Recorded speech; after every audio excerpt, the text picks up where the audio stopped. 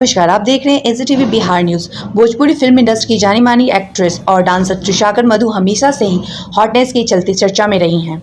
इसी बीच अब वो अपने एक एमएमएस लीक होने की वजह से सुर्खियों में आ गई है।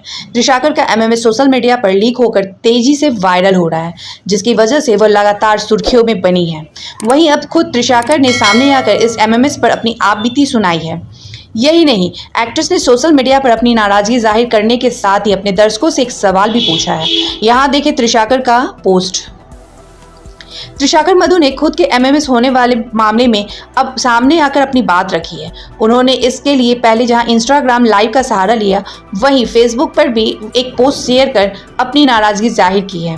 पहले तो एक्ट्रेस ने लाइव आकर अपने फैन को आपबीती सुनाई और खुद के एमएमएस लीक पर बात की, जिसके बाद एक बड़ा हड़कंप मच गया। दरअसल त्रिशाकर का एक एमएमएस वायरल हो रहा है, जिसमें वह किसी लड़के के साथ दिखाई दे रही है।